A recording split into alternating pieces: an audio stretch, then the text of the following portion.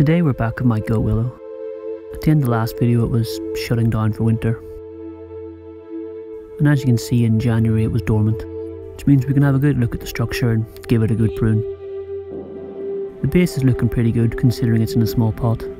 It's got some low branches which I will keep for a while. That should help thicken the base even more. It's still quite skinny overall. For a young small tree it has quite a lot of thin twiggy branching on top. It's not really important that we have that now, but it'll be very useful in the future, so hopefully it keeps growing this way. This type of ramification is going to be what we need in a few years' time. Now I'm just going to cut back, which is what I do with all my trees every winter. I took all the branches back to 2 or 3 buds. I just started with these lower ones.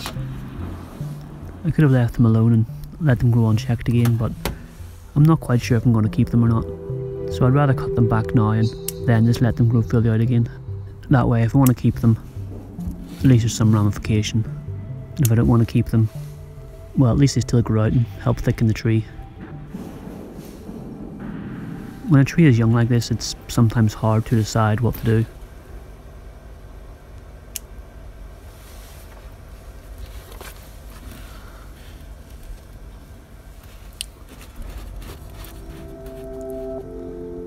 I was trying to work out what to do with the top. This bit here is getting a bit thick, so I just got rid of the whole thing. The tree is very young, it has plenty of time to grow a new top. If anything, this will just help with the taper.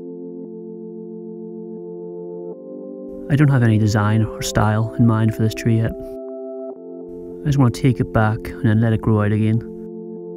I'm more focused on getting some thickness to it, which is going to be hard in this small pot.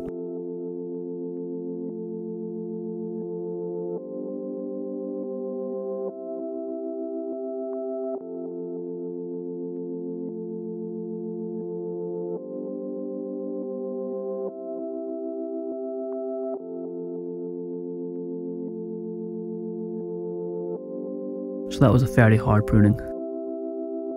And here you can see the big chunk where I took that main top branch off. It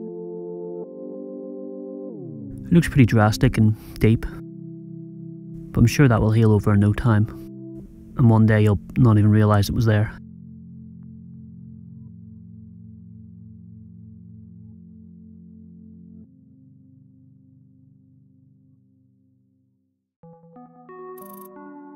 In March the buds had started to swell, so it's the perfect time to repot. I think this tree started in 2017. There had been an apple tree in this pot, but that was stolen by a squirrel. I must have left the seed for this tree in there. So I've never repotted it. I have no idea what the roots are like. So let's see what we've got. I really need to find a better spot to repot next year. The lighting in the shed is awful.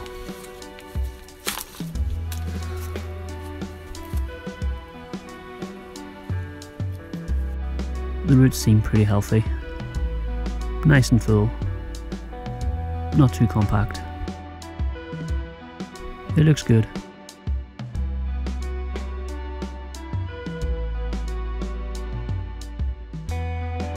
After raking them out, they still look okay, but you can tell I've not worked them before.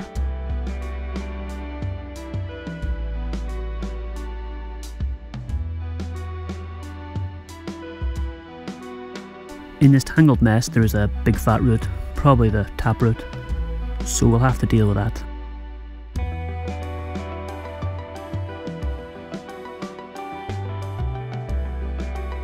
So after a bit of pruning I was left with this. Almost 2 root planes, not exactly great, it's kind of weird. So we'll have to deal with that in the future and get rid of a bit more. And by future I of course mean in 3 seconds. You might say it's slightly radical, but that's why I like it. I just wasn't feeling that weirdness. I couldn't have that on my mind for another year. I had to fix it there and then.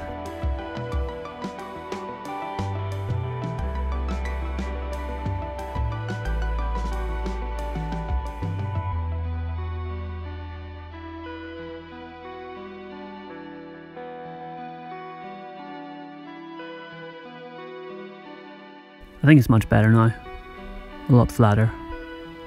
Would you have been this extreme? Let me know below. It should be fine. There is still plenty of thin feeder roots. I've definitely been more extreme than this. Anyway, it's certainly not going to help the root flare in the future.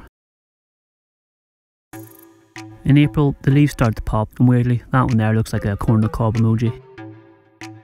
So it's not dead yet, and the rest of the buds look very normal.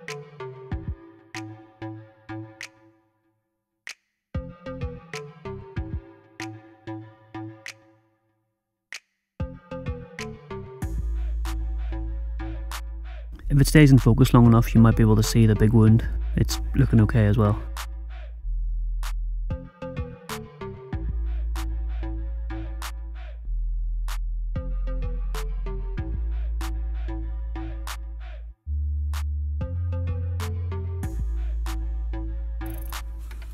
In May, the leaves are still coming out, so it's looking like it's going to survive my root attack, which is always a relief.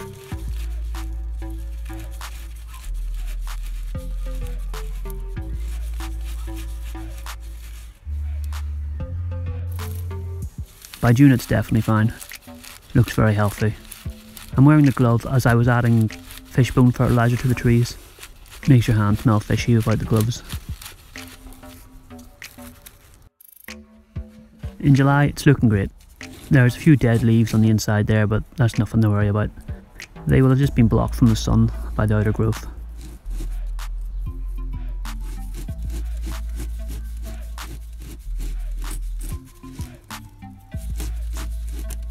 It's actually growing enough to be trimmed back. I know I want to focus on thickness, but cutting it back now will still give it plenty of time to grow out again. Basically, I'm building thickness and ramification at the same time. I find most of my trees are ready for a prune by this point of the year. I haven't got the best weather, so being able to get one cut back a year is about as good as it gets sometimes.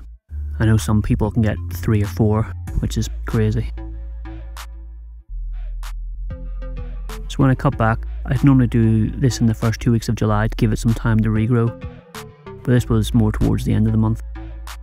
You'll still have time to grow back, I just won't be able to extend loads, so I might not be able to get a lot of thickness when autumn comes, but I'm sure it'll be fine. Once I get round to focusing on ramification, I can start cutting back a little later in the season, as I won't be as focused on getting the length from the new shoots. I just cut everything back to 2 or 3 leaves, so no hard pruning or removing anything, just simply trimming everything back.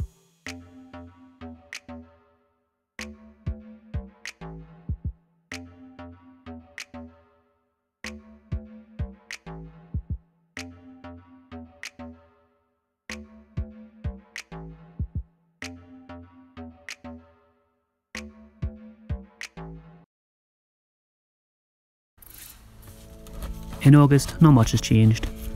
The buds have started to swell, but no new leaves yet.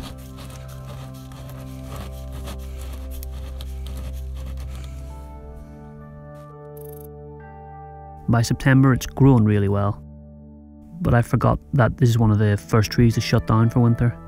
It's already started to shed some of its inner leaves. It's fine though, it's still put on enough new growth, and the actual winter and the first frosts are months away, so any new shoots are not in any trouble.